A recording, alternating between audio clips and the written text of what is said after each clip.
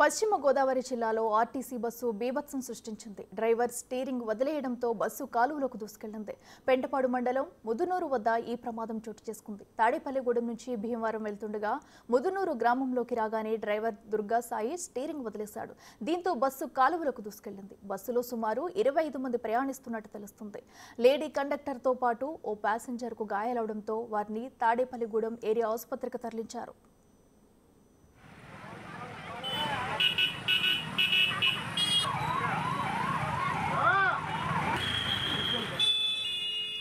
బస్సులో ఉన్న మిగిలిన ప్రయాణికులకు గ్రామ ప్రజలకు ఎలాంటి ప్రమాదం జరగకపోవడంతో స్థానికులు ఊపిరి పీల్చుకున్నారు. ప్రయాణికులు సురక్షితంగా బయటపడడంతో వారిని భీమవరం వెళ్లే బస్సులో పంపించారు. కేసు నమోదు చేసిన పోలీసులు దర్యాప్తు చేపట్టారు. తాడేపల్లిగూడెం బస్ స్టాండ్లో ఎక్కాము.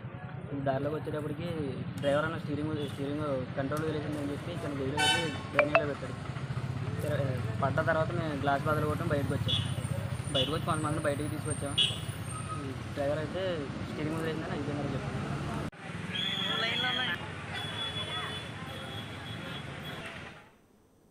ఇదే అంశానికి సంబంధించి మరింత సమాచారం మా ప్రతినిధి సాగర్ అందిస్తారు. సాగర్, చెప్పండి, మరి ఒక ఆర్టీసీ బస్సు అయితే డ్రైవర్ స్టీరింగ్ వదిలేయడం వల్ల కాలువలో కూడా దూసుకెళ్ళినట్టు తెలుస్తుంది. అసలు ఎందుకు వదిలేశారు, ఏం జరిగింది, డీటెయిల్స్ ఏంటి?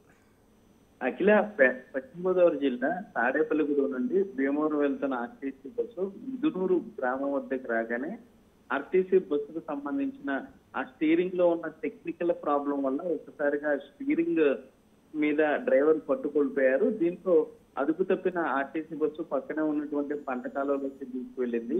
ఈ ఫ్రంట్ ఉన్నటువంటి డ్రైవర్ సైడ్ ఉన్నటువంటి అద్దాలు రెండు పగిలిపోగా అప్పటికే బస్సులో ప్రమాదం జరిగిన సమయంలో 25 మంది ప్రయాణిస్తున్నారు. అయితే ఈ ప్రమాదంలో ఇద్దరు మాత్రమే స్వల్ప గాయాలయ్యాయి. లేడీ కండక్టర్ తో పాటు ఒక ప్యాసింజర్ కి స్వల్ప గాయాలు ఉండడంతో వారిని అంబులెన్స్ లో తాడేపల్లిగూడెంలోని ఏరియా ఆసుపత్రికి తరలించారు. అక్కడ మరోపక్క బస్సు ప్రమాదం జరిగిన వెంటనే బస్సులో ఉన్న యువకులు కానీ అటుగా వెళ్తున్నటువంటి ద్విచక్ర వాహనదారులు ఒకసారిగా బస్సు వద్దకు చేరుకోవటం, బస్సు ఒరిగిపోయింది కాబట్టి బయటికి రాలేని పరిస్థితుల్లో ఉన్నటువంటి ప్రయాణికులకి సహాయం అందించారు. సురక్షితంగా వారందరినీ కూడా బస్సులోని బయటికి తీసుకొచ్చారు. ఈ రెస్క్యూ చేసే సమయంలో కొంత ఇబ్బందులు కలగడంతో బస్సు కిటికీ అద్దాలను కూడా పగలగొట్టి యువకులు వారిని రెస్క్యూ చేయడం జరిగింది.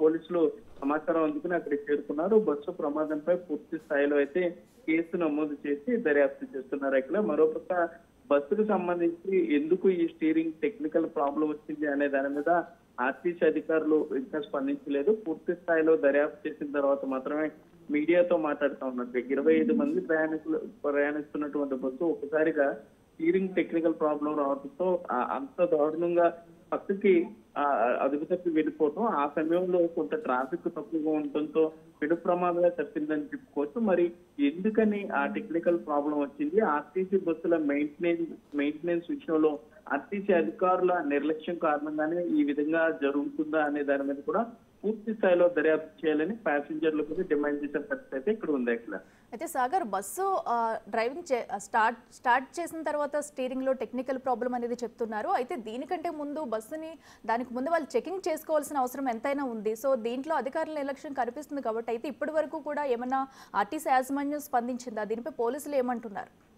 అఖిల, ఆర్టీసీ అధికారులు ఇప్పటి వరకు స్పందించలేదు. ప్రస్తుతానికి ప్యాసింజర్లకు సంబంధించి రెస్క్యూ చేయడంతో పాటు గాయపడ్డ వారికి వైద్య సహాయం అందించడం, అట్లాగే ఈ బస్సును బయటకు తీసే పనిలో ఉన్నారని చెప్పుకోవచ్చు. మరోపక్క మీరు చెప్పినట్లుగా అఖిల, ఆర్టీసీ బస్సుకు సంబంధించి అసలు ఆ బస్సు మెయింటెనెన్స్ షీట్ చూస్తే నిజాలు తెలిసే అవకాశం ఉంటుందని కూడా ప్యాసింజర్లు చెప్తున్నారు.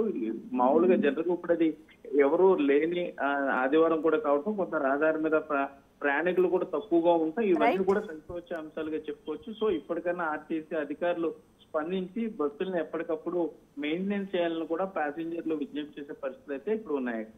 Right Sagar, thank you.